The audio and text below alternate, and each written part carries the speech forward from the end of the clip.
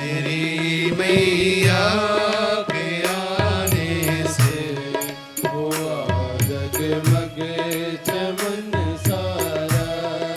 मेरी मैया के आने से हुआ जगमग चमन सारा। मेरी मैया के आने से हुआ जगमग चमन सारा। कहो कैसे करूं वर्णन जो उनका रूप था प्यारा। कहो कैसे करूं वर्णन जो उनका रूप था प्यारा। मेरी मैया के आने से हुआ जगमग।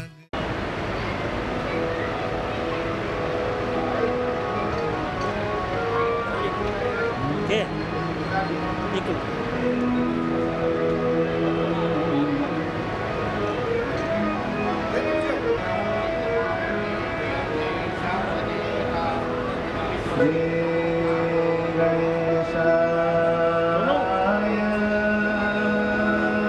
रिकॉर्डिंग हो रही है ना ये मेरे लंबोदराय सकलाय जगद्धिताय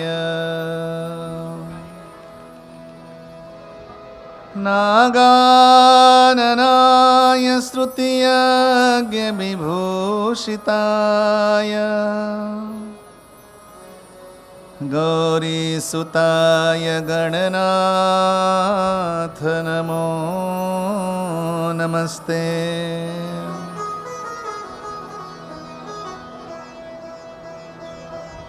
या कुन्देन्दुतुषारहारधवला या शुभ्रवस्त्रामृता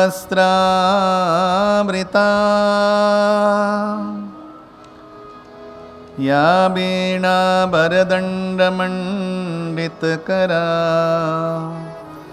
या श्वेतपद्मासना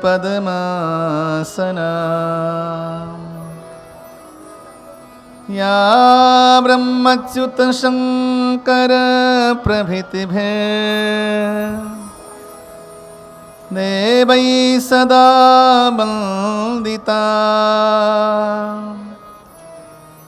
सा मां पातु सरस्वती भगवती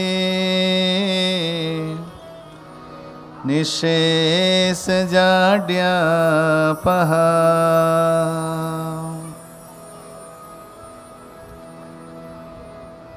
योऽन्तःप्रविश्य मम वाचमिमां प्रसुप्ताम् सञ्जीवयत्यखिलशक्तिधरस्वधाम्ना अन्यासहस्तचरणश्रवणत्वगादीन् प्राणान्नमो भगवते पुरुषाय तुभ्यम्। विद्युदामसमप्रभां मृगपतिस्कन्धस्थितां भीषणां कन्याभीकरबालखेटविलसा धस्ताद्विरासेविताम् हस्तै शक्रगदाशिखेटविशिखा सापं गुणं तर्जनीं बिभ्राणामनलात्मिकां शशिधरां दुर्गां त्रिनेत्रां भजे।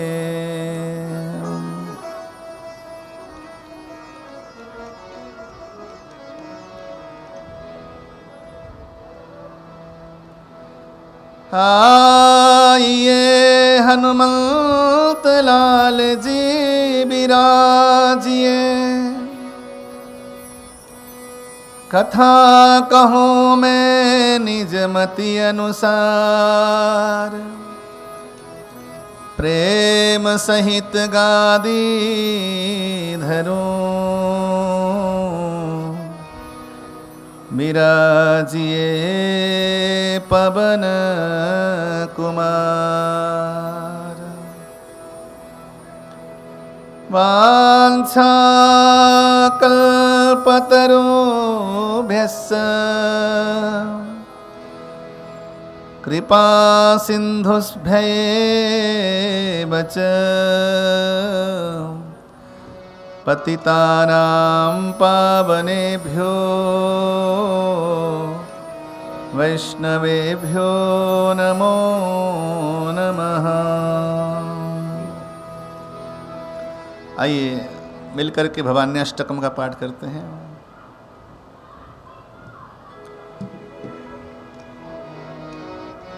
न तातो न माता न बन्धुर्न दाता न पुत्रो न पौत्रे न भृत्यो न न जाया न विद्या न मृत्युर्मवैव गतिस्तो गतिस्तो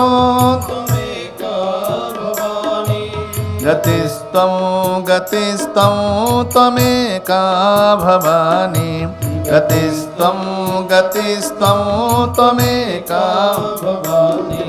भवाब्धाव पारे महादुःख भीरो प्रपात प्रकामी प्रलोभी कुसंसार पाश प्रबद्ध सदाहं गतिस्तो गतिस्त्वं गतिस्त्वं त्वमेका भवानी गतिस्त्वं गतिस्त्वं त्वमेका भवानी। प्रजेशं रमेशं महेशं सुरेशं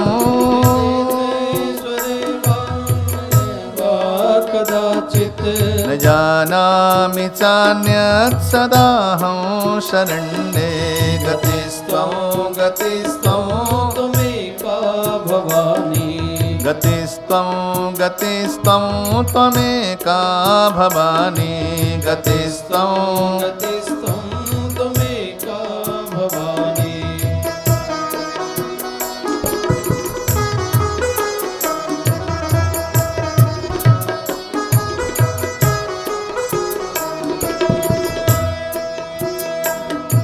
विवादे विषादे प्रमादे प्रवासे जले चानले पर्वते शत्रुमध्ये अरण्ये शरण्ये सदा मां प्रपाहि गतिस्त्वं गतिस्त्वं त्वमेका भवानी गतिस्त्वं गतिस्त्वं त्वमेका भवानी गतिस्त्वं गतिस्त्वं त्वमेका भवानी। अनाथो दरिद्रो जरारोगयुक्तो महाक्षीण दीना सदा जातभक्त्या विपत्तो प्रविष्ट प्रणष्ट सदाहं गतिस्त्वं गतिस्त्वं त्वमेका भवानी गतिस्त्वं गतिस्त्वं त्वमेका भवानी गतिस्त्वं गतिस्त्वं त्वमेका भवानी गतिस्त्वं गतिस्त्वं त्वमेका भवानी। मंगलमयी मां आए तेरे द्वार आए तेरे द्वार नमस्कार नमस्कार आए तेरे द्वार नमस्कार नमस्कार आए तेरे द्वार नमस्कार नमस्कार आए तेरे द्वार नमस्कार नमस्कार। मंगलमयी मां आए तेरे द्वार मंगलमयी मां आए तेरे द्वार आए तेरे द्वार नमस्कार नमस्कार, आए तेरे द्वार नमस्कार नमस्कार। सूरज और चाँद में तेरा ही उजाला है, सूरज और चाँद में तेरा ही उजाला है। तूने पहन रखी है सितारों की माला है, तूने पहन रखी है सितारों की माला है। सब जग के आधार नमस्कार नमस्कार, सब जग की आधार नमस्कार नमस्कार।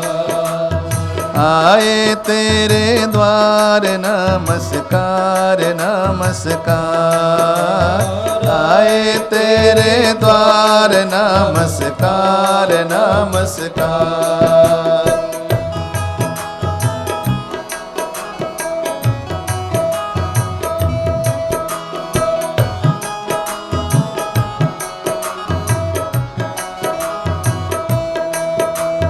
पर्वतों की चोटियों को बादल हैं चूमते, पर्वतों की चोटियों को बादल हैं चूमते, पर्वतों की चोटियों को बादल हैं चूमते, पर्वतों की चोटियों को बादल हैं चूमते। पृथ्वी सूर्य चाँद सितारे गा रहे हैं झूमते, पृथ्वी सूर्य चाँद सितारे गा रहे हैं झूमते। नियम के अनुसार नमस्कार नमस्कार, नियम के अनुसार नमस्कार नमस्कार। आए तेरे द्वार नमस्कार नमस्कार, आए तेरे द्वार नमस्कार नमस्कार। कोयल की ये कुहू कुहू सबके मन को भा रही, कोयल की ये कुहू कुहू सबके मन को भा रही। शीतल मंद पवन तेरा गीत मधुर गा रही, शीतल मंद पवन तेरा गीत मधुर गा रही। जपत रही 100 बार नमस्कार नमस्कार, जपत रही 100 बार नमस्कार नमस्कार। आए तेरे द्वार नमस्कार नमस्कार, आए तेरे द्वार नमस्कार नमस्कार।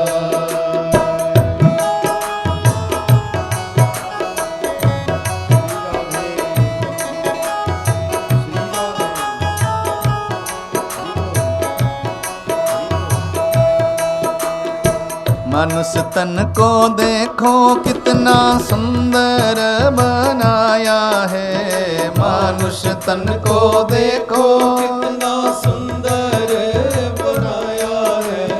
मन बुद्धि और इंद्रियों को इसमें सजाया है, मन बुद्धि और इंद्रियों को इसमें सजाया है।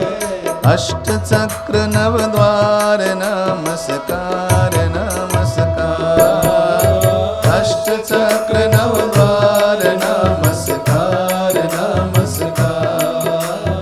आए तेरे द्वार नमस्कार नमस्कार, आए तेरे द्वार नमस्कार नमस्कार। आए तेरे द्वार नमस्कार नमस्कार, आए तेरे द्वार नमस्कार नमस्कार। जयकारा शेरावाली दा। बोल साचे दरबार की जय। श्रीमद्देवी भागवत महापुराण की जय। हनुमान जी महाराज की जय। वृंदावन बिहारी लाल की जय। नमः पार्वती पतये हर हर महादेव। आदिशक्ति माँ जगत जननी आदि भवानी माँ जगदम्बा पराम्बा के पावन चरणों में अनंत कोटि बार साष्टांग नमन दंडवत प्रणाम करते हुए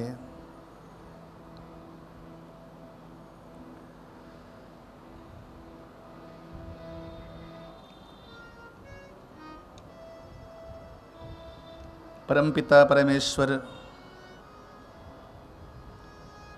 आनंद कंद श्री कृष्णचंद्र परमानंद सच्चिदानंद घन पतित पावन दीन बंधु भगवान को वंदन करते हुए नमन करते हुए श्री हनुमान जी महाराज के पतित पावन चरणों में वंदन करते हुए अनंत कोटि बार साष्टांग दंडवत प्रणाम करते हुए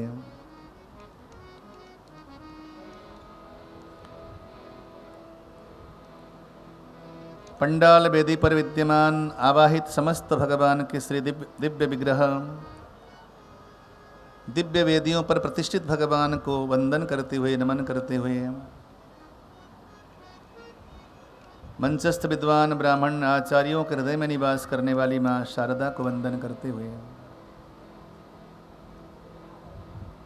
और सभी नारदीय संकीर्तन पद्धति के माध्यम से भगवान के माँ जगदम्बा के नाम संकीर्तन में सहयोगी सभी संकीर्तनकार बंधुओं के हृदय में निवास करने वाली माँ सरस्वती को वंदन करते हुए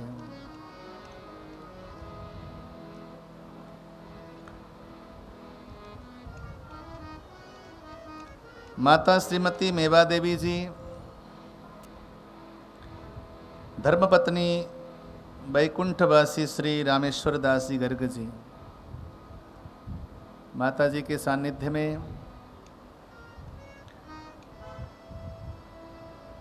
श्रीमान श्रीमती पूनम देवी दयाल जी गर्ग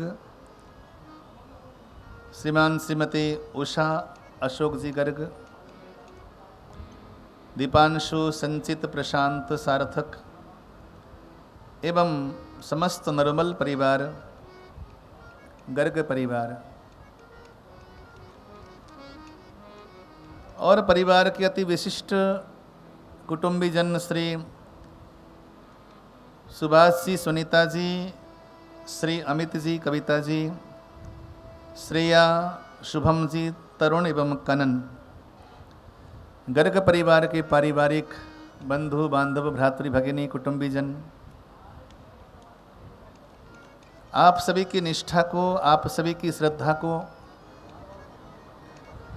माँ जगदम्बा पराम्बा के चरणों में जो आपका अनुराग है उस अनुराग को वंदन करते हुए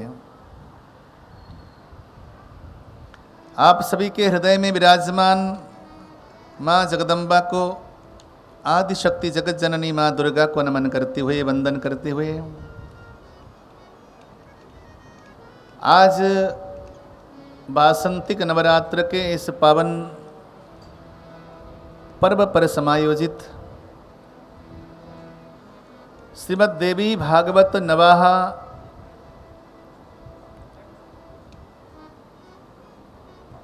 अनुष्ठान ज्ञान यज्ञ की इस पुनीत प्रसंग में आज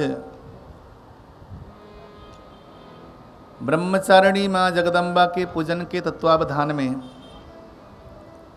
द्वितीय नवरात्र के अवसर पर और अनुष्ठान के प्रथम दिवस के अवसर पर मैं आप सभी जनों का हार्दिक अभिनंदन हार्दिक स्वागत करता हूँ। मैं प्रवेश करने से पहले थोड़ा सा हम इसकी भूमिका सुनते हैं। 2 वर्ष पहले इसी मंच से श्रीमद् भागवतम को वाचने का सौभाग्य प्राप्त हुआ था और नरोमल परिवार के माध्यम से ही बड़ा सुंदर अनुष्ठान का आयोजन हुआ, सफल हुआ, परम आनंद हुआ। आज पुनः गर्ग परिवार में एक शुभ संकल्प जागृत हुआ और माँ जगदम्बा ने एन केन प्रकारेण इसको आज सार्थक कर दिया। बहुत दिव्य और भव्य रूप से हमने श्रीमद् देवी भागवतम का मंगलमय शोभा यात्रा, कलश यात्रा करी। कलश यात्रा के विषय में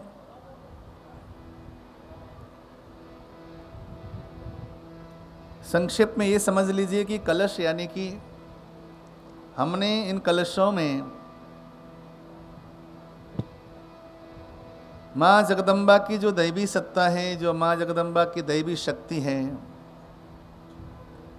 उनको आवाहन करके मंच पर पधराया हुआ है। नरोमल परिवार के सभी कुटुंबी, भ्रातृ, भगिनी, आप सभी ने बड़े सुंदर भाव से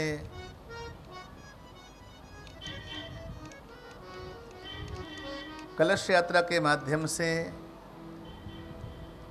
अपने पूर्वजों को, अपने पिता माता, पितृजनों को, कुल देवता को, कुल देवी को कथा मंडप पर पधराया, विराजमान कराया। ये कलश कोई सामान्य पात्र नहीं है, ये कलश स्वयं भगवती का मूर्तिमान विग्रह है। प्रेम से बोलो जय माता दी। जय माता दी। कृपया शांत रहिएगा, एकाग्र हो जाइएगा। माँ जगदम्बा का मूर्तिमान विग्रह है कलश।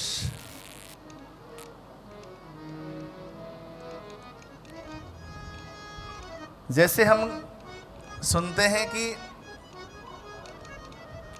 हम यदि अपने पूर्वजों के लिए कोई आयोजन करें, पूर्वजों को सुनाने के लिए कोई आयोजन करें,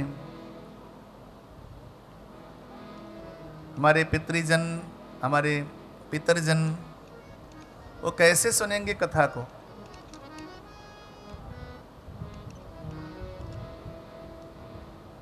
क्योंकि वो सभी आज इस मंडप पर, इस पंडाल पर विराजमान हैं।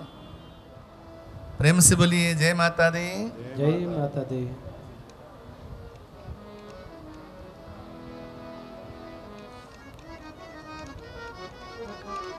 श्रीमद् देवी भागवतम अर्थात देवी माँ का ही एक रूप, विग्रह, देवी माता का ही एक वाङ्मय स्वरूप। इसमें महात्म्य का वर्णन है। महात्म्य में स्कंद पुराण से लिए गए महात्म्य हैं, 6 अध्याय। हम इस महात्म्य में प्रवेश करें उससे पहले यहाँ पर महात्म्य में मंगलाचरण किया गया है। एक बार हम इसे श्रवण करते हैं।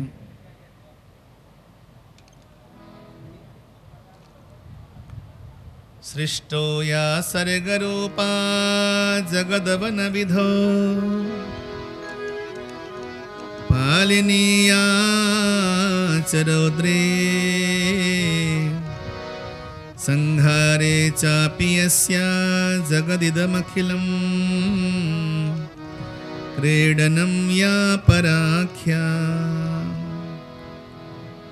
पश्यन्ति मध्यमाथो तदनु भगवती मैखरी वर्णरूपा सास्मद्वाचं प्रसन्ना विधिहरिगिरिशा राधितालङ्करोतु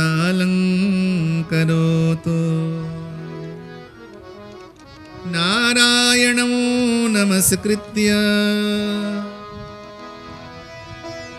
नरं चैव नरोत्तमं देवीं सरस्वतीं व्यासं ततो जयमुदीरये।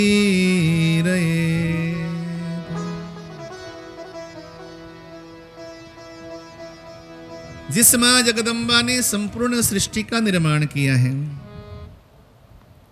जो माँ जगदम्बा 3 रूप लेकर के संसार को जन्म देती है, जगत का पालन करती है, जगत का संहार करती है, लय करती है। ये सारा संसार एक प्रकार से माता रानी का क्रीड़ांगन है, यानी कि खेलने वाला आंगन। यहाँ पर माँ विविध रूपों में क्रीड़ा करती है। वो माँ भगवती ब्रह्मा, विष्णु और महेश तीनों ही देवों के अंदर आभ्यंतर में निवास करके तीनों देवताओं को प्रेरित करती हैं। ऐसी जगदम्बा माँ पराम्बा को मैं नमन करता हूँ, वंदन करता हूँ, प्रणाम करता हूँ। बोलिए अम्बे मात की जयकारा, माँ जोता वाली का बोल साचे दरबार की जय।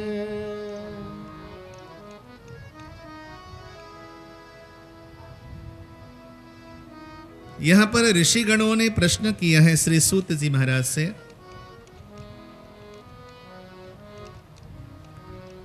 अधुना श्रोतुमिच्छामः पावनात् पावनं परं भुक्ति मुक्ति प्रदं नृणाम् अनायासेन सर्वशः। अधुना श्रोतुमिच्छामि। आज हम सभी सुनना चाहते हैं क्या? बोले जगत में पावन से पावन, पवित्र से पवित्र प्रसंग जो है वो क्या है? पावनात् पावनं परम। अत्यंत पावन क्या है, अत्यंत पवित्र क्या है जगत में? और न केवल पावन हो बल्कि भुक्ति मुक्ति प्रदम नृणाम्, मनुष्यों के लिए भुक्ति और मुक्ति दोनों वस्तु देने वाला, भोग और मोक्ष दोनों पदार्थ देने वाला, ऐसा कोई पावन प्रसंग सुनाइए ऋषिवर। ऋषियों ने सूत जी महाराज से प्रश्न किया। सूत जी महाराज इन्होंने पूज्यपाद वेदव्यास जी के मुखारविंद से 18 पुराणों का श्रवण किया है। आज सौनकादि ऋषियों ने प्रश्न किया है, तो प्रश्नों का उत्तर देते हुए श्री सूत जी महाराज बोलते हैं,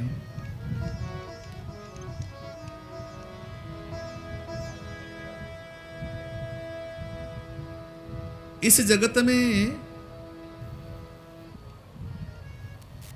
जितने भी मनुष्य जन्म लेते हैं, ये सच है कि सभी मनुष्यों का लक्ष्य मुक्ति ही है, मोक्ष ही है। लेकिन मोक्ष के पथ में प्रवेश करने से पहले संसार के भोग को भी भोगना अनिवार्य है। जो मनुष्य संसार के भोगों को भोगता नहीं, वो भोगों का परित्याग कैसे कर पाएगा?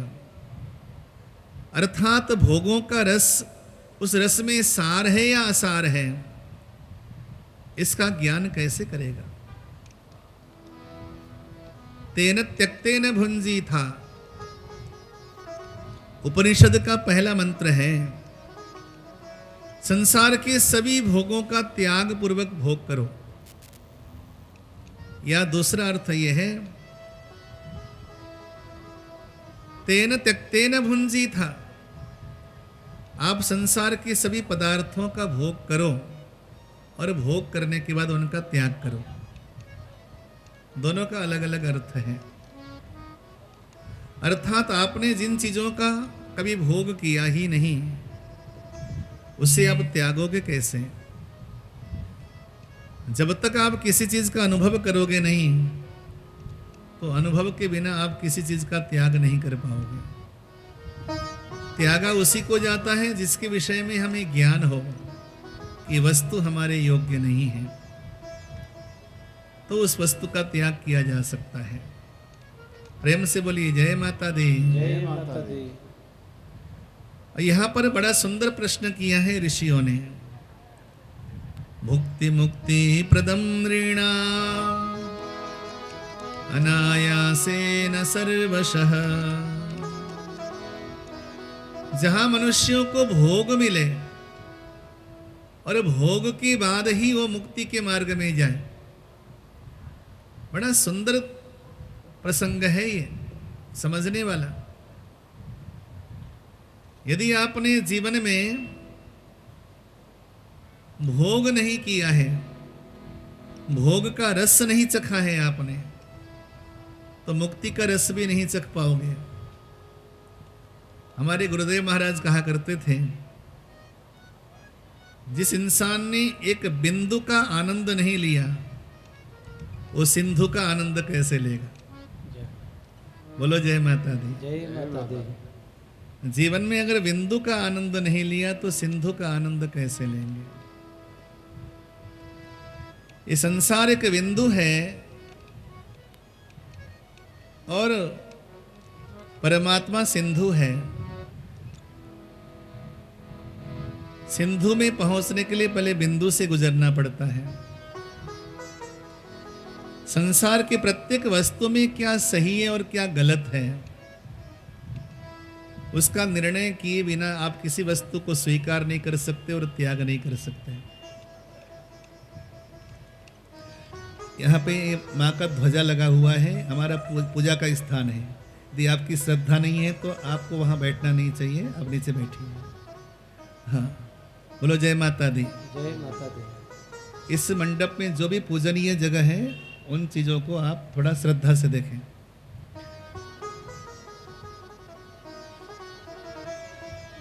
अष्टादश पुराणानि सकृत्वा भगवान मुनिः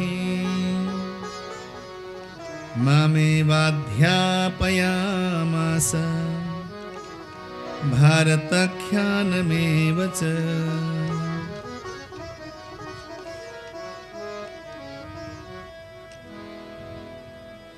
श्री सूत जी महाराज बोले, मैंने अपने गुरुदेव के मुख से 18 पुराणों को श्रवण किया, जिसमें महाभारत भी मैंने श्रवण किया। लेकिन मैं इस निष्कर्ष में पहुंचा हूं कि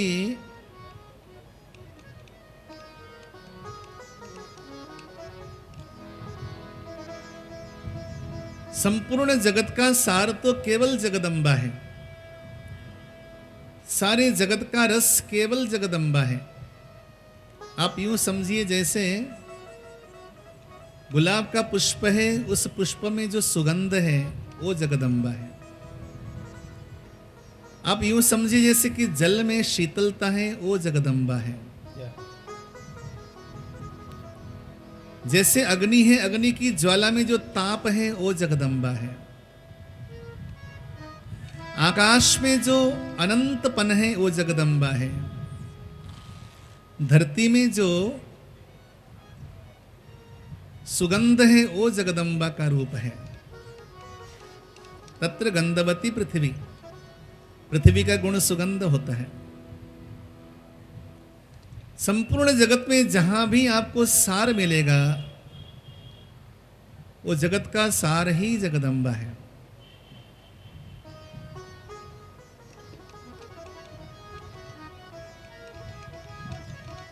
ऐसी मां जगदम्बा के नाम सुमिरन से, उनकी कथा को सुनने से मनुष्यों को भुक्ति यानी कि भोग की प्राप्ति होती है। जो जगदम्बा पराम्बा के नाम का चिंतन करते हैं ऋषिजन, जो उनकी पावन कथामृत का श्रवण करते हैं, वो निश्चित है कि संसार के किसी भोग से अतिरेक नहीं हो सकते। देखिए, हमने पहले भागवत श्रवण करी थी। श्रीमद् भागवतम का सिद्धांत बिल्कुल अलग है और श्रीमद् देवी भागवतम का सिद्धांत बिल्कुल अलग है। भागवत जी का सिद्धांत केवल भगवान को पाना है। भागवत जी का मूल तत्व ही भगवान को पाना है, लेकिन श्रीमद् देवी भागवतम का मूल सिद्धांत भगवान को पाना नहीं है। इसका मूल सिद्धांत संसार को पाना है, जगत को प्राप्त करना है। दोनों का सिद्धांत अलग अलग इसलिए है, दोनों का दृष्टिकोण अलग अलग इसलिए है क्योंकि महापुरुष कहते हैं संसार को जाने बिना संसार के स्वामी को हम जान नहीं सकते। संसार को पहचाने बिना संसार के मालिक को हम पहचान नहीं सकते। ये जगत ही तो है जिसके द्वारा हम संसार के जगत के स्वामी को हम जान सके, पहचान सके। जिसने जगत का शोध नहीं किया, जिसने संसार का शोध नहीं किया, वो परमात्मा का शोध भी नहीं कर सकता। तो जगदम्बा की शोध, जगदम्बा को जानने के बाद ही जगदीश को जाना जा सकता है। ये इसका दृष्टिकोण है। इसमें प्रवेश करने से पहले मैं जगदम्बा परम्बा को वंदन करता हूं, स्तुति करता हूं एक सुंदर से भजन भाव के साथ। उसके बाद फिर आगे प्रसंग में प्रवेश करेंगे। मां को बुलावे, हे जगदम्बा आप आए सिंह वाहिनी, सिंह सवार होकर के आए, भक्तों के मन के भाव को स्वीकार करें।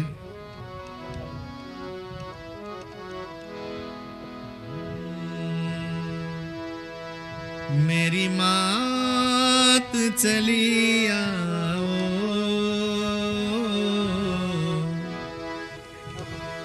मेरी मात चली आओ, भक्तों ने पुकारा है।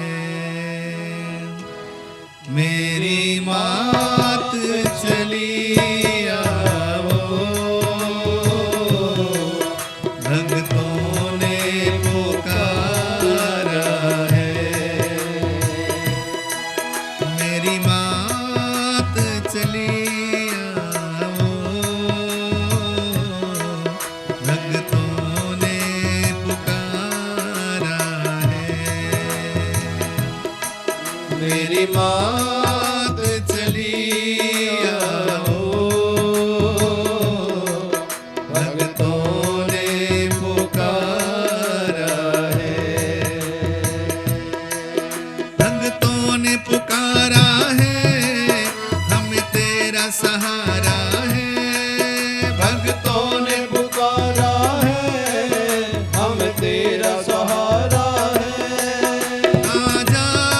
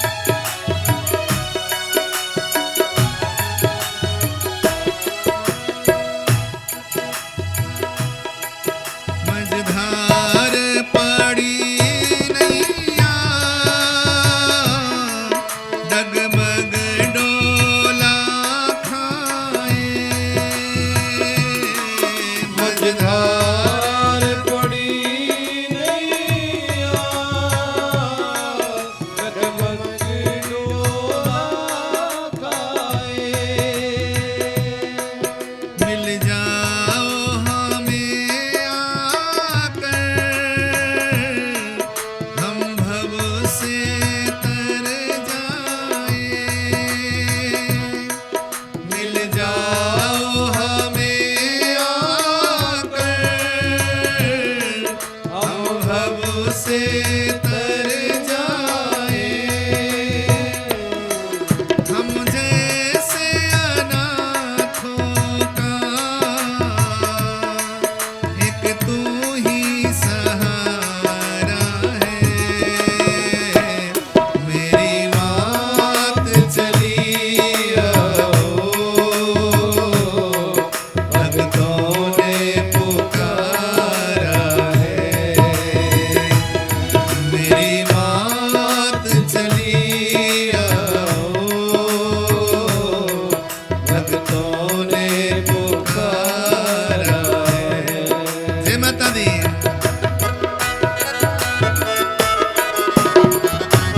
जय हो।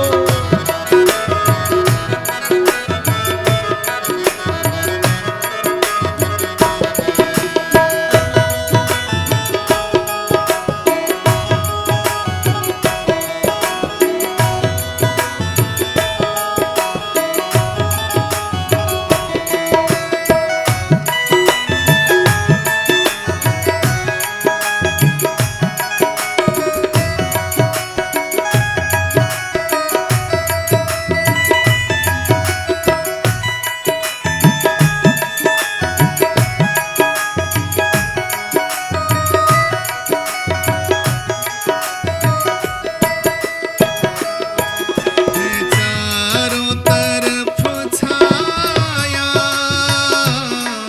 घन घोर अंधेरा है। मेरी माँ है चारों तरफ छाया घन घोर अंधेरा है। अब जाए कहाँ बोलो, तूफान ने घेरा है। अब जाए कहाँ बोलो, तूफान ने घेरा है। हम दीन अनाथों की एक तू ही सहारा है। मेरी मात चली आओ, भक्तों ने पुकारा है। मेरी मात चली आओ, भक्तों ने पुकारा है। मीठी मीठी तालियों के साथ जरा हरि बोल। जय माता दी।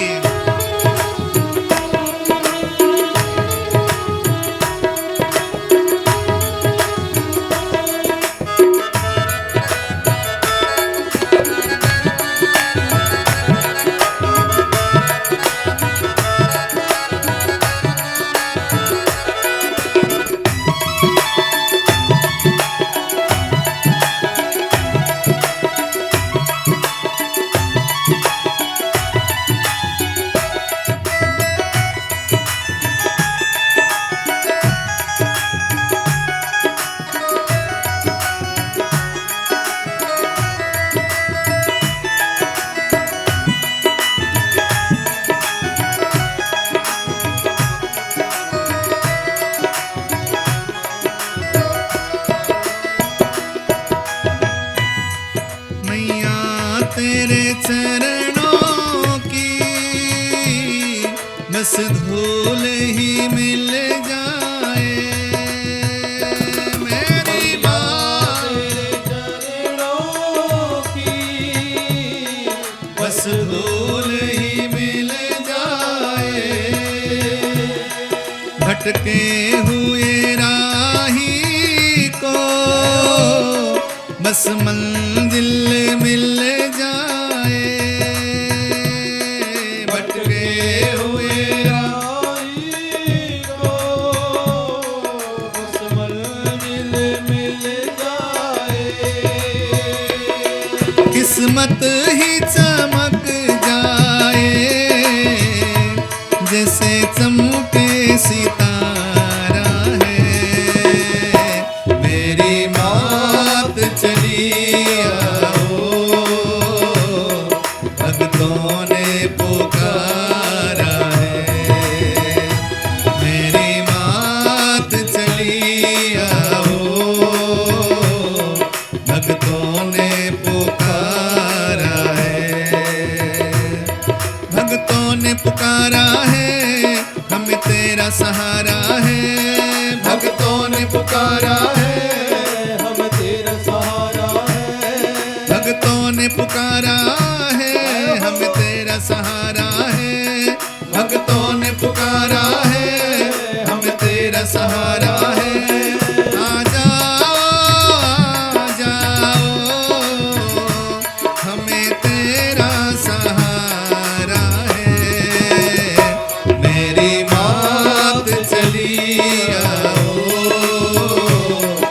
भक्तों ने पुकारा है, मेरी मात चली आओ, भक्तों ने पुकारा है, मेरी मात चली आओ, भक्तों ने पुकारा है, मेरी मात चली आओ, भक्तों ने पुकारा है, भक्तों ने पुकारा है, भक्तों ने पुकारा है।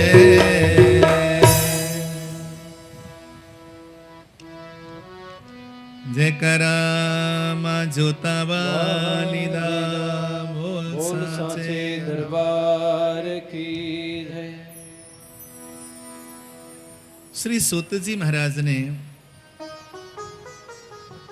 सौनकादि ऋषियों को मां की महिमा बताते हुए कहा, देवी भागवत की कथा सुनने से मनुष्यों को संसार के भोग की प्राप्ति होती है। दुनिया में जितने भी भोग के साधन हैं,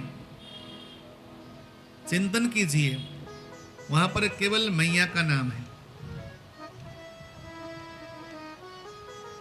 जितने भी भोग के साधन हैं उसमें केवल और केवल उसका संबंध मां से ही है।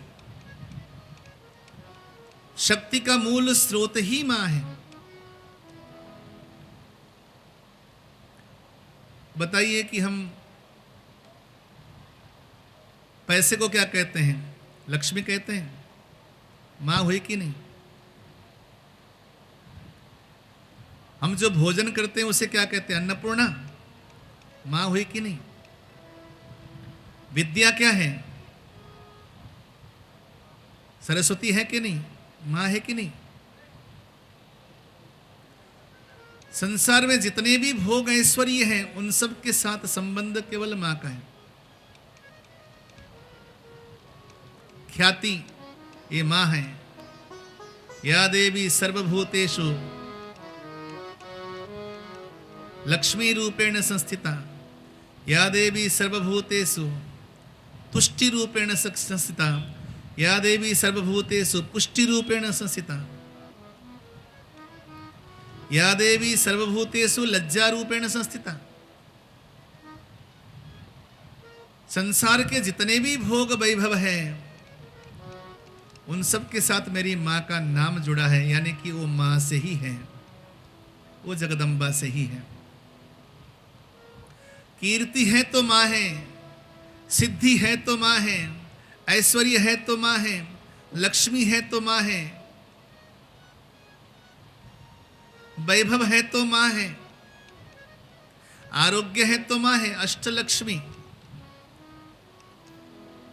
सिद्ध लक्ष्मी, मोक्ष लक्ष्मी, जय लक्ष्मी, विजय लक्ष्मी, सरस्वती, श्री लक्ष्मी, वरलक्ष्मी, सौभाग्य लक्ष्मी, ये सब मां से ही संबंध है। अर्थात दुनिया में जहां तक भोग का स्थान है वहां तक केवल मेरी मां का ही संबंध है। इसलिए यहाँ पे सूत जी महाराज बोले कि जगत के भोग वैभव को पाने के लिए तो माता रानी की ही उपासना श्रेयस्कर है, लेकिन संसार के भोग से विरक्त होने के लिए वो परमात्मा की उपासना श्रेयस्कर है। अब इस प्रश्न को इसे प्रश्न ही रहने दिया जाए कि भोग श्रेष्ठ है या भोग में विरक्त होना श्रेष्ठ है। जिस समाज में जो समय आएगा वो समसामयिक बातें होंगी।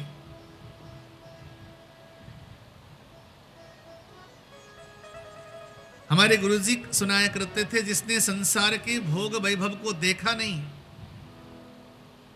वो कभी परमात्मा को भी देख नहीं पाएगा।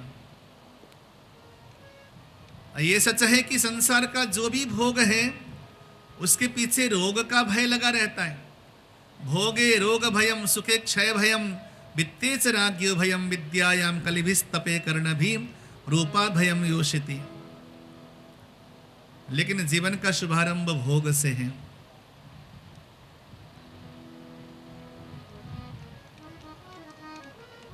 श्री सूत जी महाराज बोले, भगवान श्री कृष्ण के पूज्य पिताजी श्री, जिनका नाम था श्री वसुदेव महाराज, उन्होंने भी आजीवन जगदम्बा का ही पूजन किया।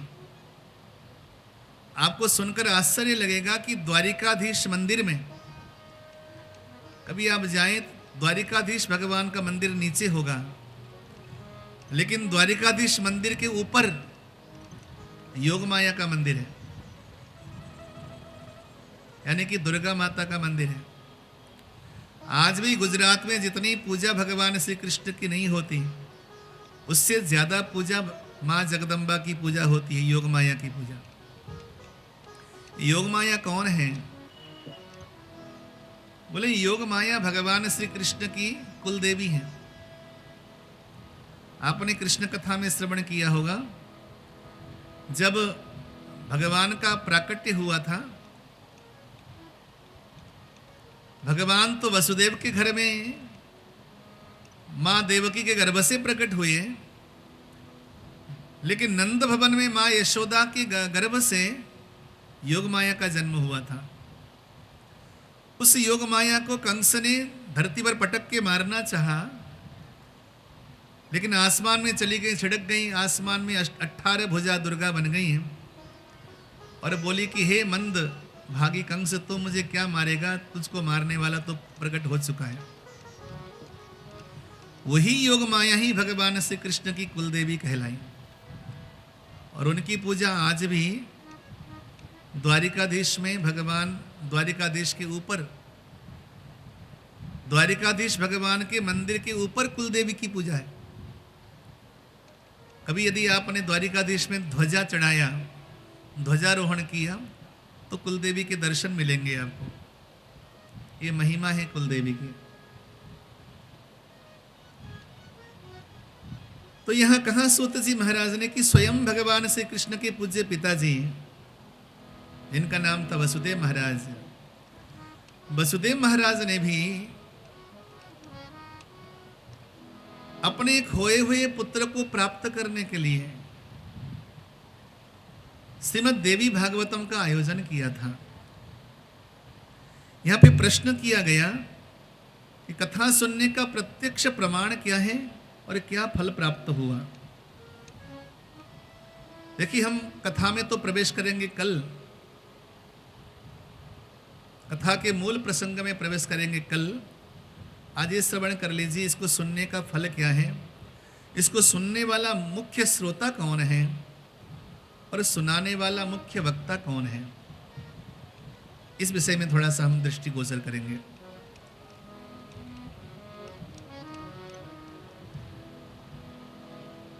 द्वारिका में एक अति प्रसिद्ध धनपति व्यक्ति रहा करते थे, जिनका नाम था सत्राजीत। सत्राजीत के पास एक मणि थी, उस मणि का नाम था सेमंतक मणि। सत्राजीत के पास एक मणि थी जिसका नाम था सेमंतक मणि।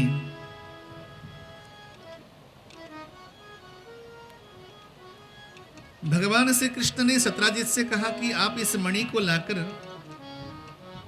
हमारे खजाने में रख दो, क्योंकि इसके द्वारा आपके जीवन को खतरा हो सकता है। लेकिन सत्राजीत माने नहीं। प्रेम से बोलो जय माता दी। और 3 दिन के बाद सत्राजीत के छोटे भाई थे, जिनका नाम था प्रसेनजीत, उस मणि को गले में धारण करके निकल गए।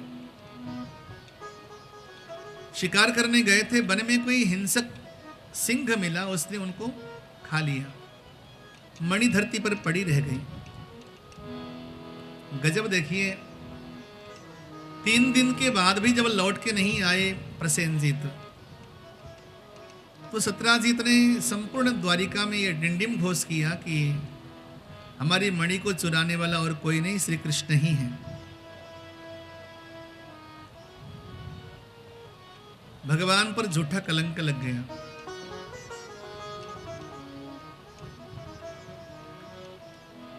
जीवन में कलंक से घबराना नहीं चाहिए, यह श्री कृष्ण ने सिखाया। बोले कोई बात नहीं, सांच को आंच कैसा। जो सत्य के मार्ग पे चलने वाले होते हैं वो कभी घबराते नहीं हैं। इस दुनिया में सबसे प्रबल शक्ति है सत्य। उस सत्य का आश्रय लेने वाला व्यक्ति कभी भी घबराता नहीं। भगवान श्री कृष्ण तो स्वयं सत्य हैं।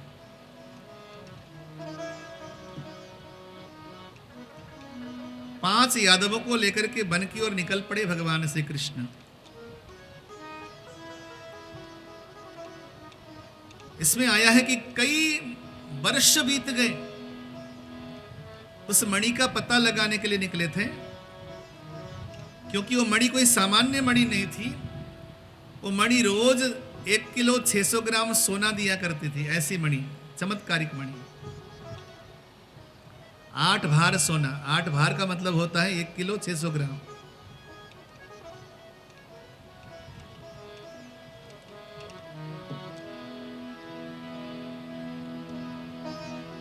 कई महीने बीत गए, कई वर्ष बीत गए। एक दिन भगवान श्री कृष्ण जंगल में घूमते घूमते एक गुफा के भीतर चले गए। उस गुफा से एक दिव्य प्रकाश आ रहा था। उस प्रकाश की ओर जैसे आगे बढ़े तो देखा कि वही मणि पड़ी हुई है गुफा के अंदर। इधर घर में सब परेशान हैं, माता पिता सब परेशान हैं। वर्षों हो गए भगवान लौट के नहीं आए, और करे तो क्या करें। तो सभी लोगों ने परेशान होकर अपने गुरु गर्गाचार्य की शरण में गए और बोले कि हमें क्या करना चाहिए कि हमारे खोए हुए पुत्र दोबारा से हमें प्राप्त हो, दोबारा से हमारे बच्चे हमें प्राप्त हो। प्रेम से बोलो जय माता दी। जय माता दी। तो गर्गाचार्य ने कहा, एवं त्रिनवरात्रं तो महद्युद्मभुत्तयोः कृष्णागमं प्रतीक्षन्तस् तस्थुरद्वारी पुरोकसः श्रुत्वा धात्रीरवं सद्या समागत्य रक्षणात् तदा युधे स्वामिना साकमविश्रममहर्निशम्।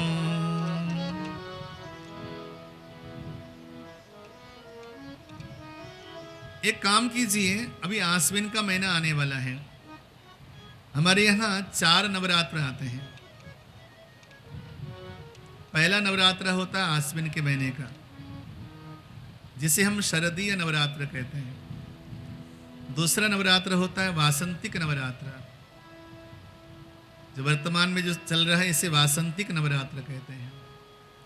और तीसरा नवरात्र है आषाढ़ के महीने में आता है, उसे हम गुप्त नवरात्र कहते हैं।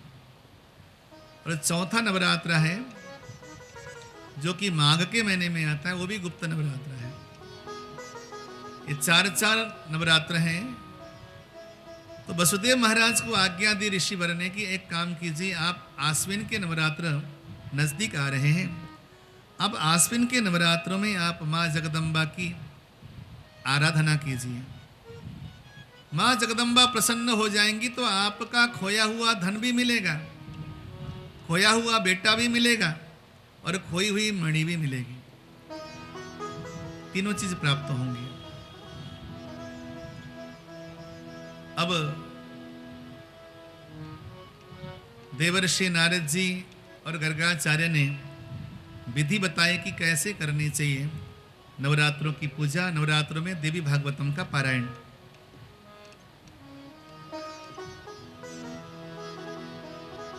बोले कि प्रतिपदा के दिन मां जगदम्बा को आप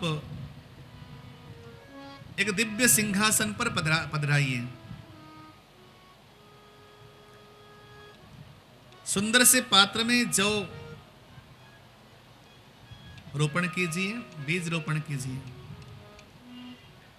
और उसमें कलश की प्रतिष्ठा कीजिए। उत्तम ब्राह्मण को बुला करके श्रीमद् देवी भागवतम का पारायण करिए। सुनने का विधान यह है कि सूर्योदय से आरंभ करके मध्याह्न काल में 2 घटी पर्यंत विश्राम करके शाम को सूर्यास्त पर्यंत इसका श्रवण कीजिए। प्रेम से बोलो जय माता दी। जय माता दी। आवाज क्लियर है आपके पास क्या? ठीक है। प्रातःकाल सूर्योदय से आरंभ करके मध्याह्न में 2 घड़ी अर्थात 48 मिनट तक मध्याह्न काल में कोई कथा नहीं होती और शाम को सूर्यास्त पर्यंत लगभग 11 घंटा 12 मिनट। बोलो जय माता दी। जय माता दी। 11 घंटा 12 मिनट लगातार कथा श्रवण करेंगे तो कथा सुनने का फल प्राप्त होगा। ये द्वापर युग की बात है। कलियुग में तो बहुत कम संक्षिप्त करके, क्योंकि कलिकाल में तो बहुत कम समय में भी हम बहुत बड़ा लाभ प्राप्त कर सकते हैं। सूर्योदय से आरंभ करके सूर्यास्त पर्यंत मां जगदम्बा की महिमा का वाचन हुआ। 9 दिन तक लगातार नवाह पारायण। रोज जगदम्बा को अलग अलग वस्तुओं से अर्चना करते हैं। कभी तो जगदम्बा की अर्चना कुमकुम से करते,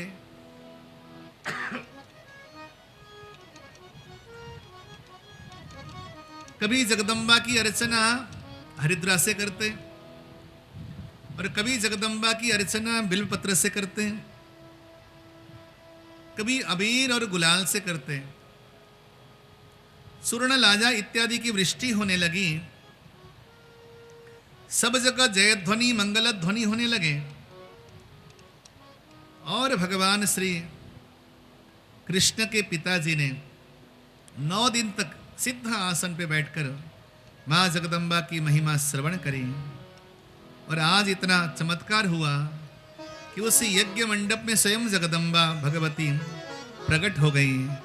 बोली अम्बे मात की जय। ततः समाप्ते नियमे बागुवाचा शरीरिणी प्रसन्नाहं मुने कार्य सिद्धिस्त्वत् भविष्यति। भूभार हरणार्थाय मया संप्रेरितो हरिः वसुदेवस्य देवक्यां स्वांसेनावतरिष्यति। मां जगदम्बा ने प्रकट होकर के वसुदेव महाराज से कहा, भगवान हरि श्री कृष्ण साक्षात पूर्ण ब्रह्म नारायण हैं। वो बहुत जल्दी द्वारिका में अवतरित होंगे, यानी कि प्रकट होंगे। अपने कार्य को सिद्ध करके शीघ्र ही लौट के आएंगे। आप निश्चिंत रहिए। हे वसुदेव महाराज, आपकी पूजा के द्वारा मैं अति प्रसन्न हूँ। ऐसा कहकर माँ जगदम्बा ने वहाँ पर अपने 9 अक्षर वाला जो नवार्ण मंत्र है उसकी महिमा का गान किया। सुदिने शुभ नक्षत्रे कथारंभ मथा करोत कथा विघ्न विघातार्थम विजाजे पुरनवाक्षरम। हे वसुदेव महाराज, सही दिन में भागवत की कथा शुभारंभ होना चाहिए। नवरात्र इसके लिए सबसे श्रेष्ठ दिन है। बोलो जय माता दी। जय माता दी।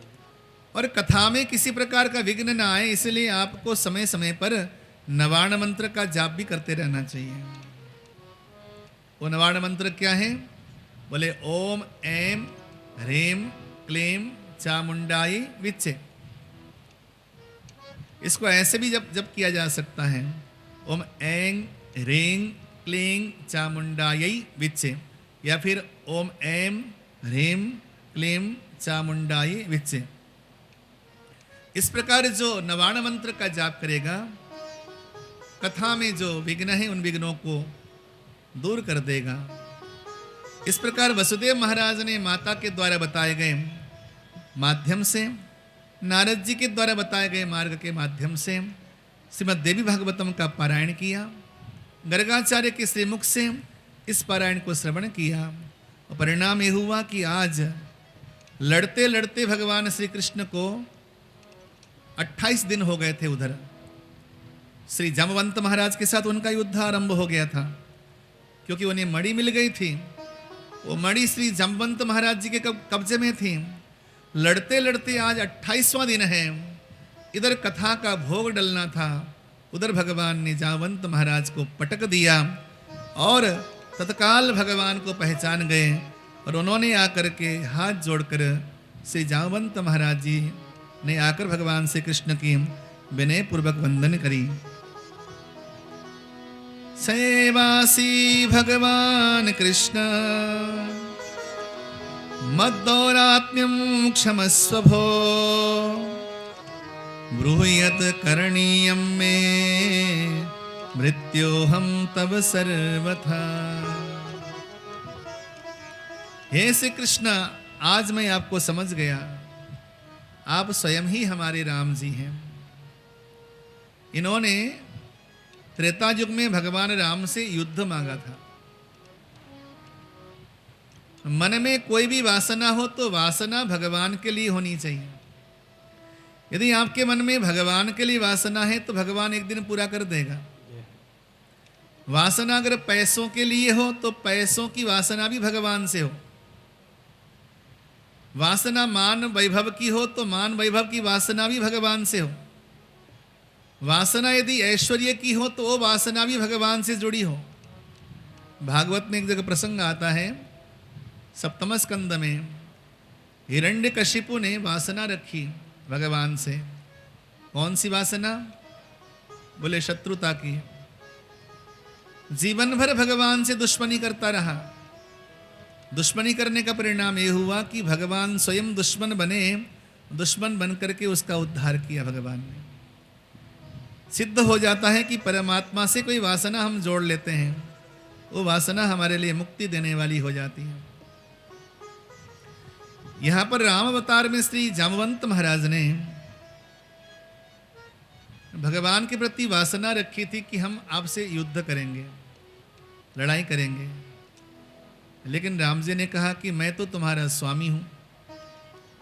स्वामी और सेवक में कभी खेल खेल में भी युद्ध नहीं हो सकता। लेकिन हाँ, मैं द्वापर युग में अवतार लेकर आऊंगा श्री कृष्ण के रूप में, और वहां पर मैं तुमसे युद्ध करूंगा। वही उनके मन में जो संक्षिप्त वासना थी, सूक्ष्म वासना थी, उस वासना को पूर्ण करने के लिए आज भगवान ने युद्ध किया और आज पटक दिया भगवान ने, और पहचान गए और वंदन किया भगवान को। और भगवान ने क्षमा प्रदान कर दी और वहां से जाम्बवती जी को और स्यमंतक नाम की मणि को लेकर भगवान वापस आए द्वारिका में। और आज देवी भागवत का भोग का दिन था। पूर्णाहुति होने वाली थी। पूर्णाहुति से पहले ही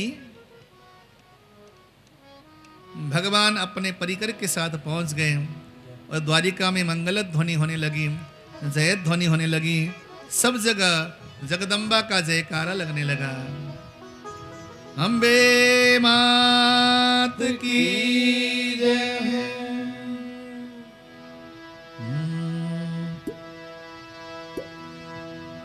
आज उस यज्ञ मंडप में स्वयं जगदम्बा प्रकट हुई है। वसुदेव महाराज आज यजमान की गद्दी पर विराजमान है और स्वयं श्री कृष्ण जहां पर हो वहां पर जगदम्बा कैसे प्रकट न हो। मां जगदम्बा प्रकट हुई हैं और प्रकट होकर के दर्शन दे रही हैं। आज मां जगदम्बा के आने से चारों ओर आनंद महोत्सव है। भक्तों का बड़ा सुंदर भाव है। मेरी मैया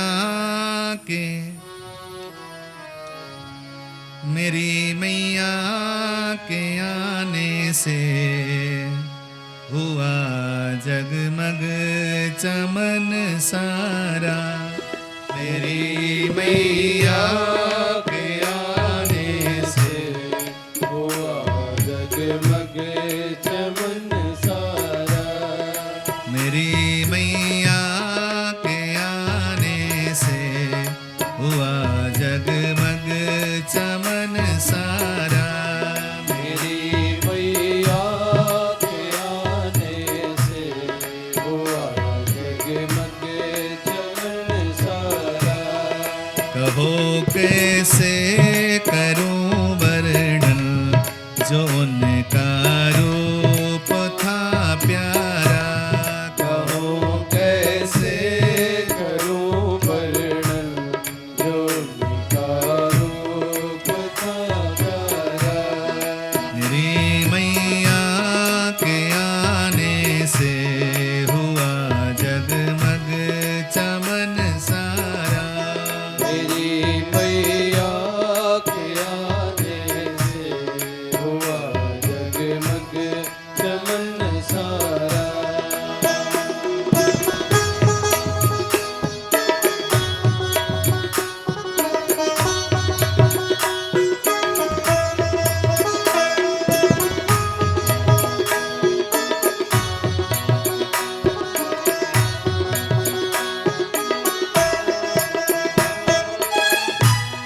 मुकुट सिर पे सुशोभित था, सजी माथे पे थी बिंदिया।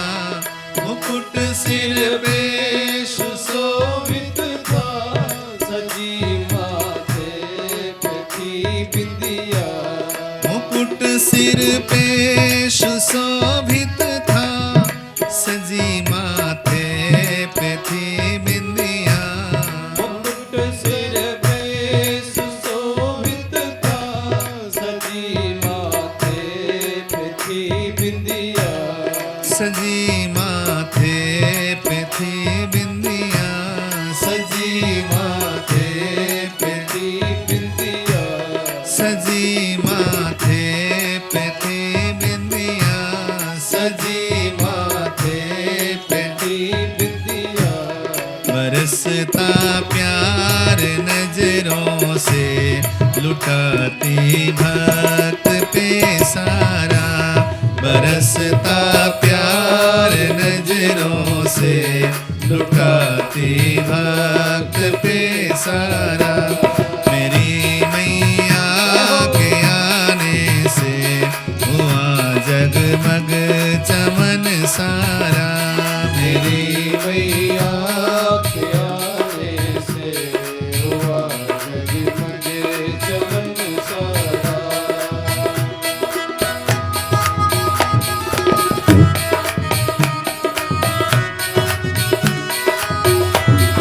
जय माता दी, जय माता दी।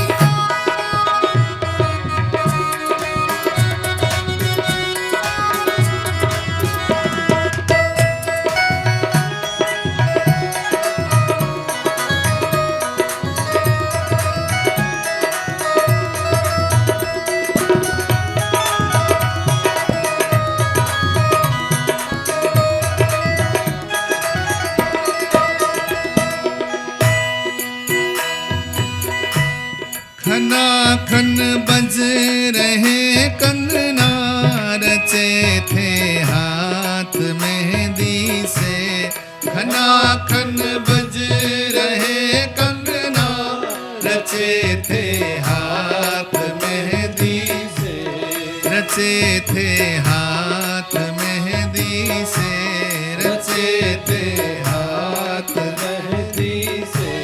रचे थे हाथ मेहंदी से, रचे थे हाथ मेहंदी से, अभय करती उठा कर हाथ हर लेती वो दुख सारा, अभय करती उठा कर हाथ हर लेती वो दुख सारा।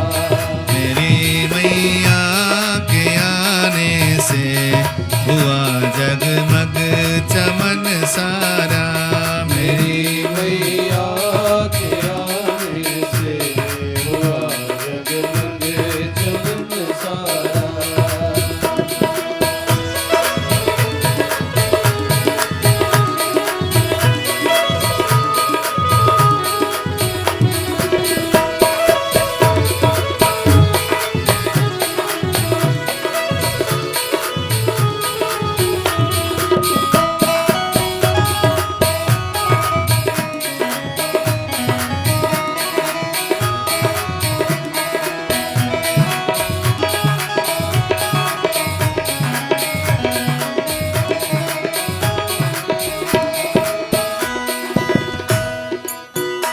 मीठी मीठी तालियों के साथ जरा, आलस्य दूर भाग जाएगा।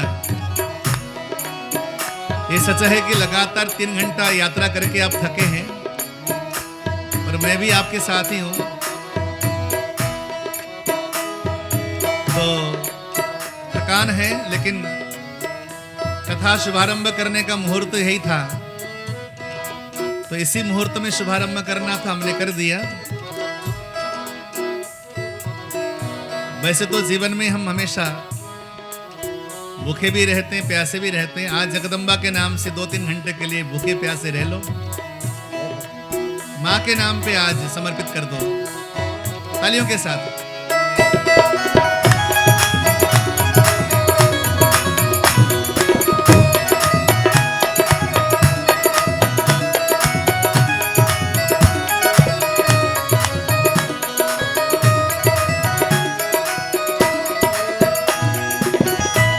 मेरी मैया के तन पे है सुहाती लाल रंग साड़ी, मेरी मैया के तन पे है सुहाती लाल रंग साड़ी, मेरी मैया के तन पे है सुहाती लाल रंग साड़ी, मेरी मैया के तन पे है सुहाती लाल रंग साड़ी, सुहाती लाल रंग साड़ी, सुहाती लाल रंग साड़ी, सुहाती लाल रंग साड़ी, सुहाती लाल रंग साड़ी, लगाती भोग हलवे का बरसती प्रेम रस धारा, लगाती भोग हलवे का बरसती प्रेम रस धारा, मेरी मैया के आने से हुआ जगमग चमन सारा, मेरी मैया के आने से हुआ जगमग चमन सारा। जय माता दी।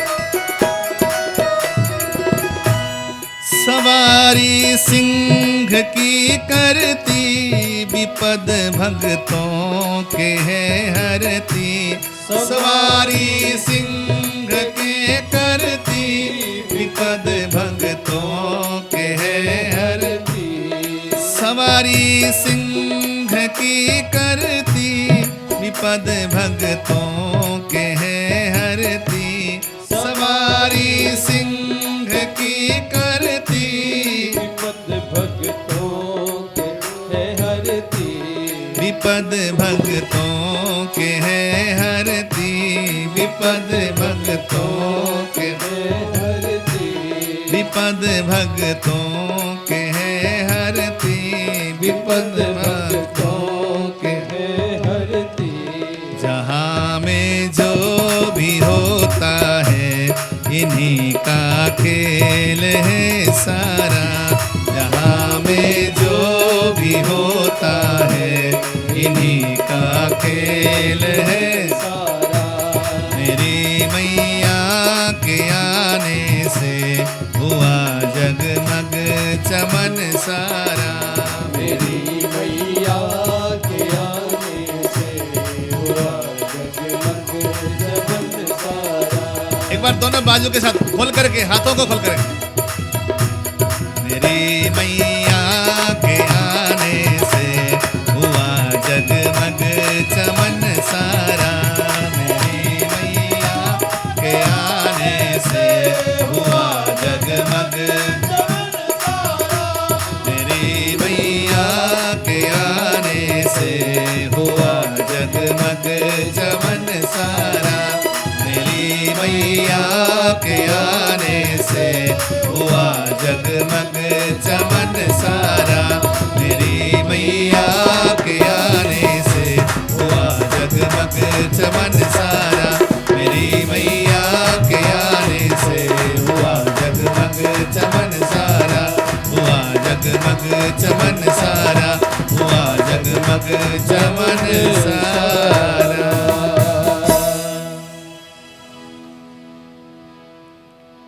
मुकुट सिर पे सुशोभित था, सजी माथे पे थी बिंदिया। मुकुट सिर पे सुशोभित था, सजी माथे पे थी बिंदिया। बरसता प्यार नजरों से, लुटाती भक्त पे सारा। मेरी मैया के आने से हुआ जगमग चमन सारा। वसुदेव महाराज के यज्ञ में स्वयं जगदम्बा प्रकट हो गई और जगदम्बा प्रकट होकर दर्शन देती हैं। उधर भगवान श्री कृष्ण भी आए यज्ञ मंडप में और आकर के मां जगदम्बा की स्तुति करी श्री कृष्ण ने, क्योंकि जगदम्बा की जो आह्लादिनी शक्ति है, श्री कृष्ण की जो आह्लादिनी शक्ति है, वही तो जगदम्बा है। बोलो जय माता दी। जय माता दी। यदि परमात्मा शरीर है तो शरीर में रहने वाली जो आत्मा है वो आह्लादिनी शक्ति है मां। मां के बिना परमात्मा भी निष्प्राण है, प्राण रहित है। इसलिए तो हम कहते हैं कि राधे राधे रट्टो चले आएंगे बिहारी। क्यों? राधा रानी के नाम में वो शक्ति है कि कन्हैया कहीं छुपा होगा, चुपचाप चला आ जाता है।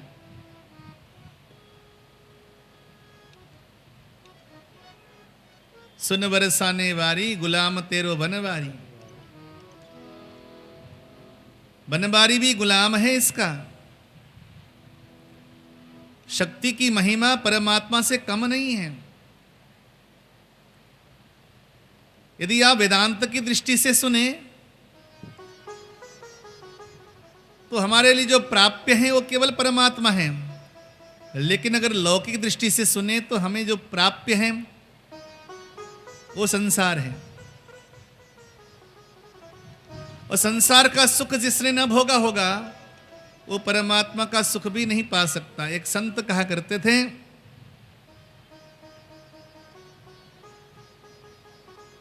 जिसने संसार के लौकिक पदार्थों को देखा ही नहीं, उससे अगर अलौकिक वस्तु दिखाओगे तो वो पहचान नहीं पाएगा, समझ नहीं पाएगा, पचा नहीं पाएगा। किसी रिक्शे वाले को बोलो भैया चल 4 घंटा बैठ के कथा सुन लेते हैं, वो आके बैठेगा 4 घंटा? नहीं बैठेगा। बोलेगा 4 घंटे में मेरी दिहाड़ी मारी जाएगी महाराज। किसी मजदूर से बोलो तो वो नहीं सुनेगा। जिसके जीवन में भौतिक संपत्ति नहीं है वो परमात्मा को नहीं पाएगा, वो परमात्मा प्यारा नहीं लगेगा। इसलिए ये जो कथा है वो भौतिक जगत की संपत्ति देने वाली कथा है। मोक्ष की बात तो इसमें होती ही नहीं है। बोले मोक्ष तो प्राणी जब चाहेगा तब मिलेगा, लेकिन अभी तो संसार की लौकिक संपत्ति को पाने के लिए हम सभी होड़ लगा रहे हैं। यहां पर भगवान श्री कृष्ण ने मां जगदम्बा की स्तुति करी, स्वयं प्रकट होकर के। और जगदम्बा ने कहा, हे द्वारिकाधीश आप स्वयं जगदीश हैं, जगदीश्वर हैं।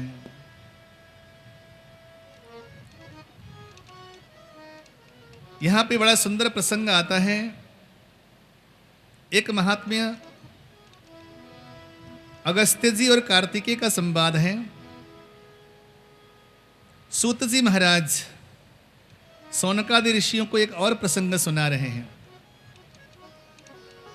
आदिकाल की बात है। वैवस्वत मनु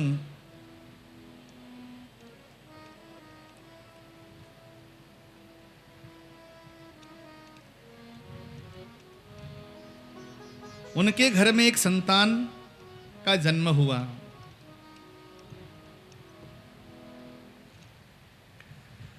गुरुवर वशिष्ठ को आचार्य बना करके पुत्र कामेष्टि यज्ञ का आयोजन किया गया। संकल्प था कि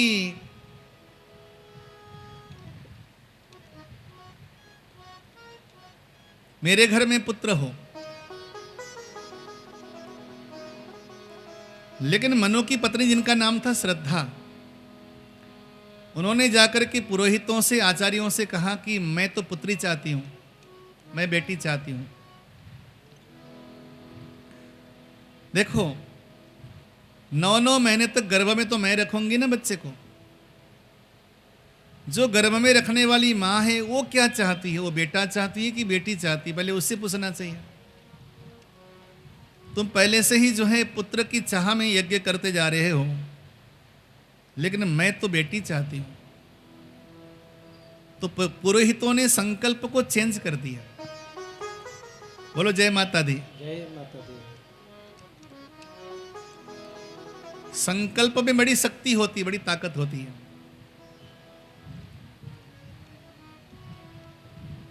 ब्राह्मणों ने संकल्प लिया कि वैवस्वत मनु के घर में जन्म लेने वाला जो बच्चा हो वो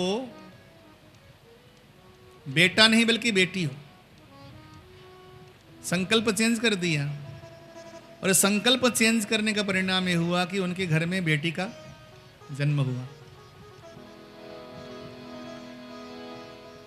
जब बेटी का जन्म हुआ तो मनु जी महाराज गए गुरु जी के पास।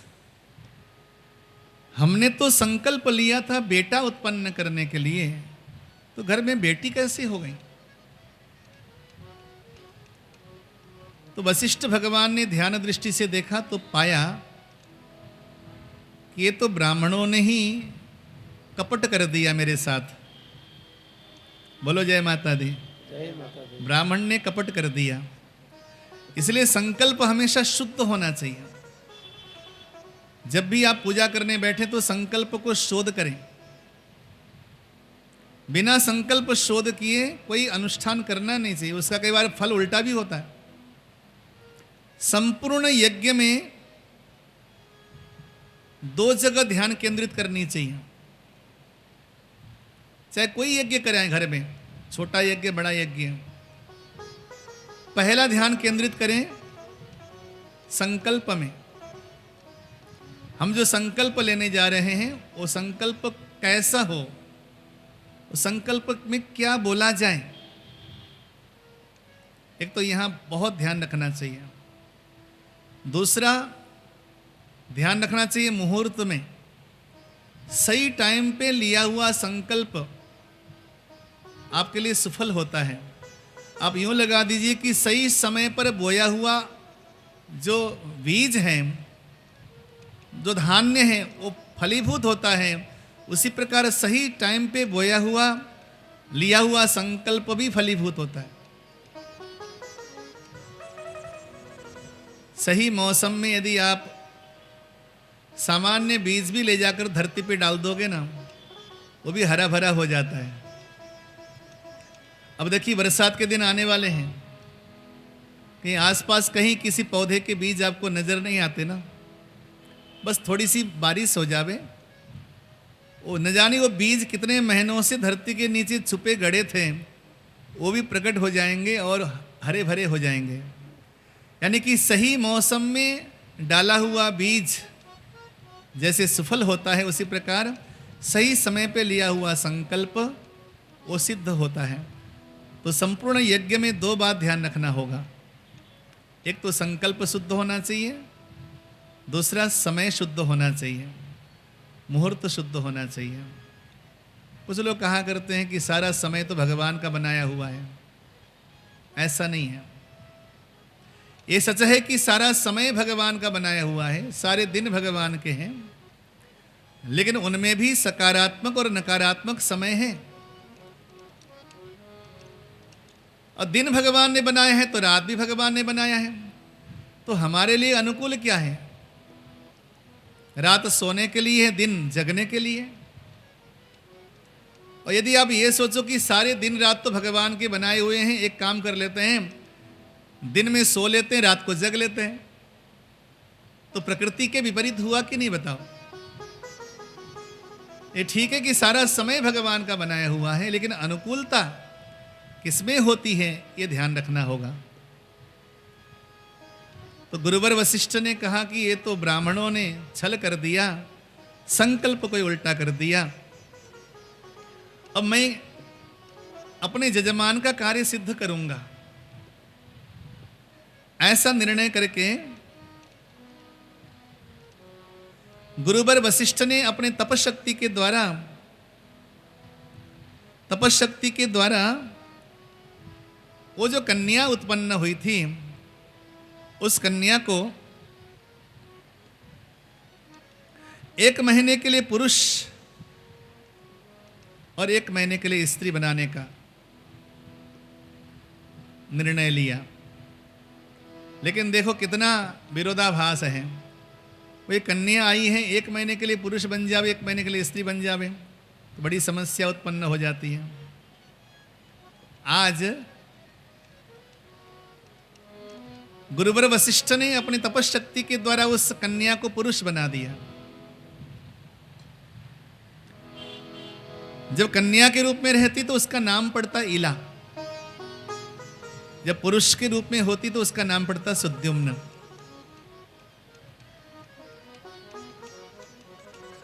गुरुवर वशिष्ठ की कृपा से आज इला सुद्युम्न बन गई।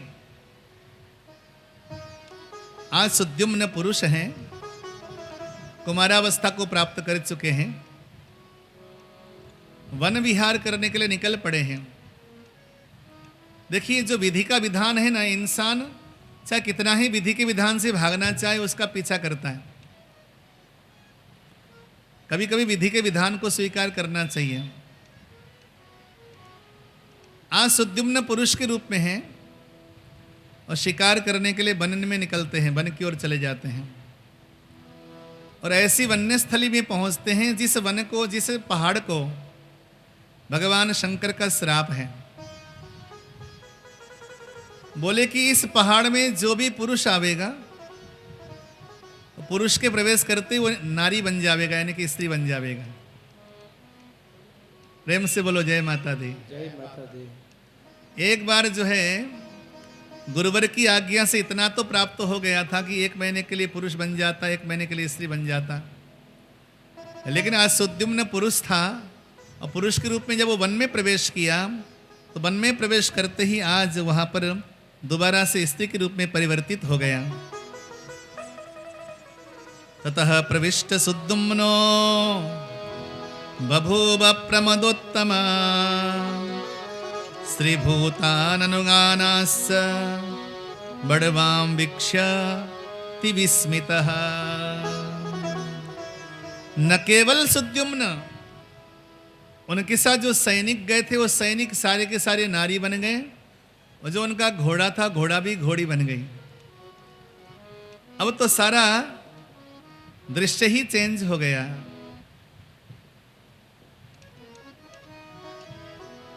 अब उस वन में सुद्युम्न इला के रूप में भ्रमण कर रहे हैं। उन्हीं दिनों की बात है, चंद्रमा के पुत्र बुध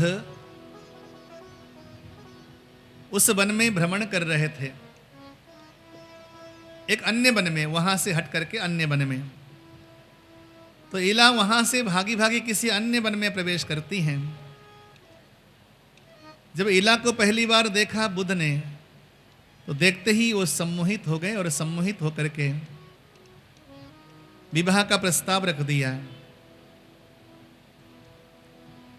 और विवाह का प्रस्ताव ही नहीं रखा बल्कि परस्पर में एक दूसरे से विवाह भी हो गया। और विवाह होने का ये परिणाम हुआ कि इला के गर्भ से ऐल नाम के पुत्र का जन्म हुआ। इस प्रकार सुद्युम्न का जीवन बड़ा कष्टमय व्यतीत हुआ।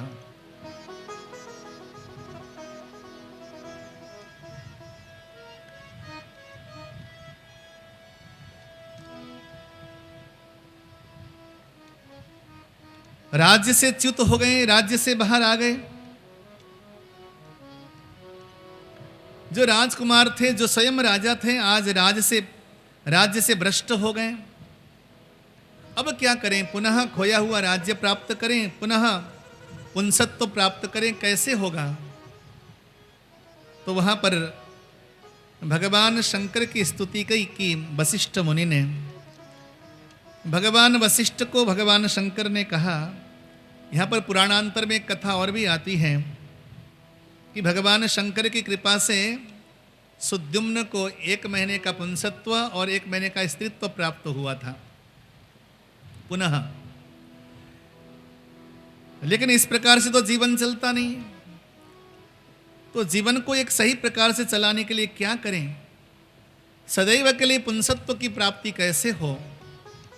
इस भाव को लेकर भगवान शंकर की आज्ञा हुई और भगवान शंकर की आज्ञा से महर्षि वशिष्ठ ने सुद्युम्न के जीवन का कल्याण करने के लिए आश्विन मास शुक्ल पक्ष में जगदम्बा पराम्बा भगवती की उपासना करी। श्रुत्वा भक्त्यपि सुद्युम्नः श्रीमद्भागवतामृतम् प्रणम्याभ्यर्च्य च गुरुं लेभे पुस्तं निरन्तरम्। श्रुत्वा भक्त्यापि सुद्युम्नः, गुरुवर ने कहा कि हे सुद्युम्न, आप भक्ति सहित यानी कि श्रद्धा भक्ति निष्ठा के साथ आप देवी माता का ये प्रसंग यानी कि कथा प्रसंग श्रवण करिए। इसको सुनने से आपको हमेशा हमेशा के लिए पुंसत्व यानी कि पुरुषत्व प्राप्त हो जाएगा। आश्विन मास शुक्ल पक्ष में यानी कि शरदीय नवरात्र में आज सुद्युम्न ने जजमान के आसन में बैठकर माँ जगदम्बा का ये श्रीमद् देवी भागवतम का नवः पारायण श्रवण किया। और नवः पारायण श्रवण करने का लाभ ये हुआ कि राज्यासनेऽभिषिक्तस्तो वसिष्ठेन महर्षिणा भुवं ससास धर्मेण प्रजासैवानुरञ्जयन्। पुनः उन्हें पुंसत्व की प्राप्ति हो गई और गुरुवर वशिष्ठ के द्वारा दोबारा से सुद्युम्न को राज्याभिषेक प्रदान किया गया। श्री सूत जी महाराज कहते हैं कि हे ब्राह्मणों,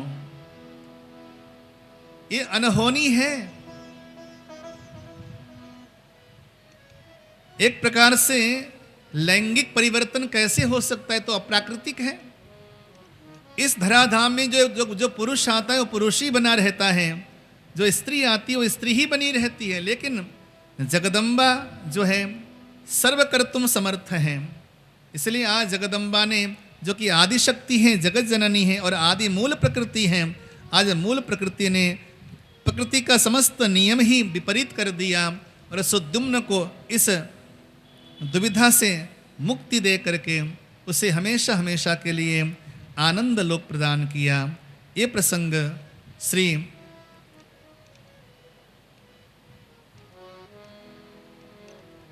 सूत जी महाराज सौनकादि ऋषियों को सुना रहे हैं और यही प्रसंग अगस्त्य मुनि को भगवान कार्तिकेय श्रवण करा रहे हैं।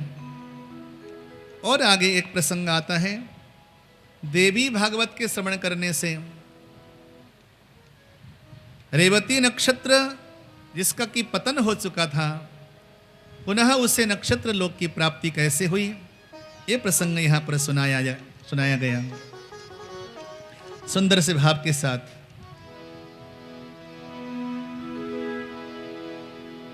सच्ची है तू, सच्ची है तू, सच्चा तेरा दरबार माता रानिए। सच्ची है तू, सच्चा तेरा दरबार माता रानिए। सच्ची है तू, सच्चा तेरा दरबार माता रानिए। सच्ची है तू, सच्चा तेरा दरबार माता रानी। सच्ची है तू, सच्चा तेरा दरबार माता रानिए। सच्ची है तू, सच्चा तेरा दरबार माता रानी। ओ माता रानिए, जय जय माता रानिए। ओ माता रानिए, जय जय माता रानी। सच्ची है तू, सच्चा तेरा दरबार माता रानिए। सच्ची है तू, सच्चा तेरा दरबार माता रानी। कर दे दया की एक नजर माता रानिए। कर दे दया की एक नजर माता रानिए। सच्ची है तू, सच्चा तेरा दरबार माता रानिए। सच्ची है तू, सच्चा तेरा दरबार माता रानी। ओ माता रानिए, जय जय माता रानिए। ओ माता रानिए, जय जय माता रानी। सच्ची है तू, सच्चा तेरा दरबार माता रानिए। सच्ची है तू, सच्चा तेरा दरबार माता रानी।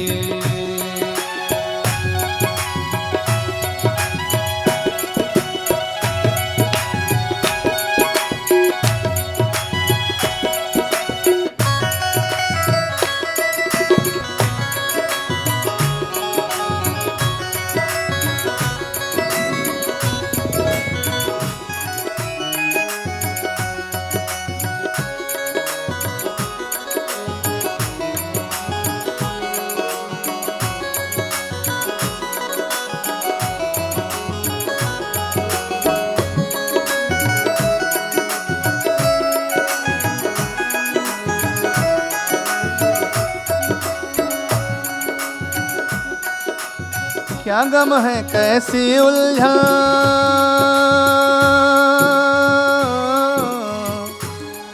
जब सर पे तेरा हाथ है। क्या गम है कैसी उलझन,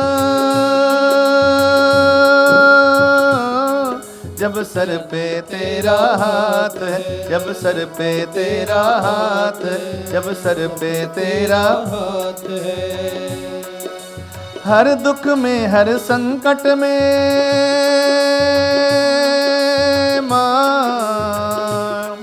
माता तू हमारे साथ है, माता तू हमारे साथ है, माता तू हमारे साथ है। तू प्यारी माँ और जग तेरा परिवार, माता रानी है। तू प्यारी माँ और जग तेरा परिवार, माता रानी। सच्ची है तो सच्चा तेरा दरबार, माता रानी है। सच्ची है तो सच्चा तेरा दरबार, माता रानी। ओ माता रानी है, जय जय माता रानी है। ओ माता रानी है, जय जय माता रानी। हाँ सच्ची है तो सच्चा तेरा दरबार, माता रानी है। सच्ची है तो सच्चा तेरा दरबार, माता रानी। जय माता दी।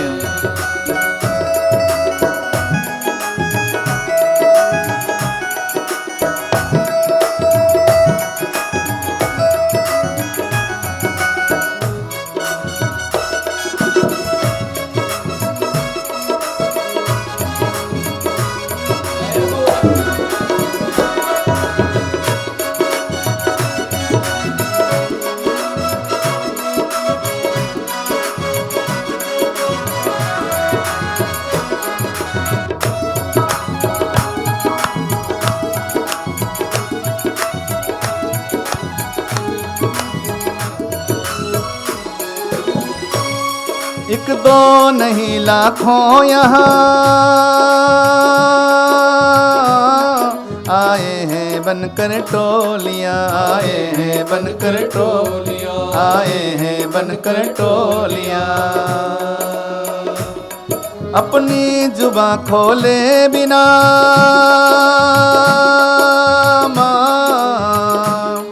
भर कर गए हैं झोलियाँ, भर कर गए हैं झोलियाँ, भर कर गए हैं झोलियाँ।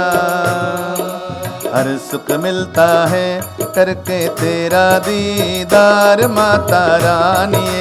हर सुख मिलता है करके तेरा दीदार, माता। सच्ची है तो सच्चा तेरा दरबार, माता रानी। सच्ची है तो सच्चा तेरा दरबार, माता रानी।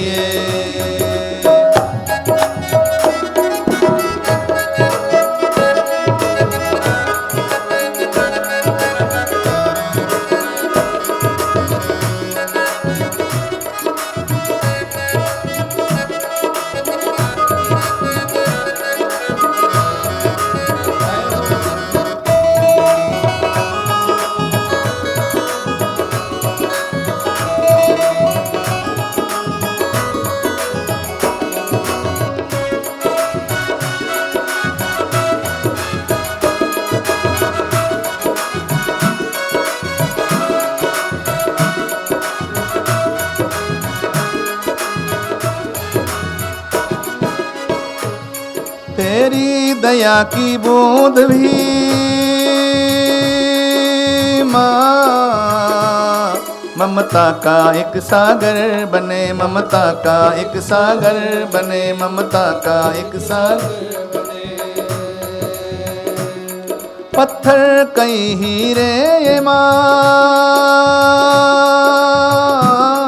दर को तेरे छोकर बने, दर को तेरे छोकर बने, दर को तेरे छोकर बने।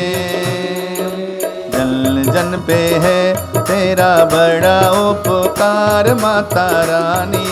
जन जन पे है तेरा तेरा बड़ा उपकार माता रानी ओ माता रानी जय जय माता रानी ओ माता रानी जय जय माता रानी सच्ची है तो सच्चा तेरा दरबार माता रानी सच्ची है तो सच्चा तेरा दरबार माता रानी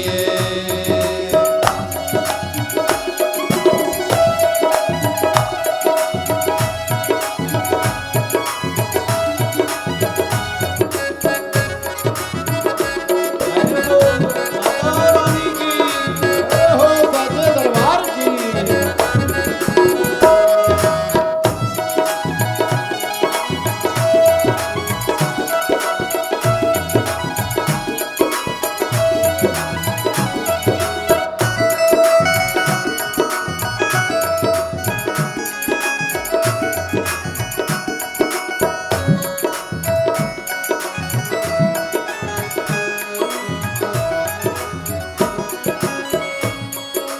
प्रेम की ज्योति जला मां, हर दिल से नफरत को मिटा हर दिल से नफरत को मिटा हर दिल से नफरत को मिटा हर दिल से नफरत को मिटा रूठे हुए बिछड़े हुए मां, रूठे हुए बिछड़े हुए भाई से भाई को मिला भाई से भाई को मिला भाई से भाई को मिला युग युग तेरी पूजा करे संसार माता रानी युग युग तेरी पूजा करे संसार माता युग युग तेरी पूजा करे संसार माता रानी युग युग तेरी पूजा करे संसार माता सच्ची है तो सच्चा तेरा दरबार माता रानी सच्ची है तो सच्चा तेरा दरबार माता रानी ओ माता रानी जय जय माता रानी ओ माता रानी जय जय माता रानी ओ माता रानी जय जय माता रानी ओ माता रानी जय जय माता हाँ सच्ची है तो सच्चा तेरा दरबार माता रानी सच्ची है तो सच्चा तेरा दरबार माता सच्ची है तो सच्चा तेरा दरबार माता रानी सच्ची है तो सच्चा तेरा दरबार माता सच्ची है तो सच्चा तेरा दरबार माता रानी सच्ची है तो सच्चा तेरा दरबार माता रानी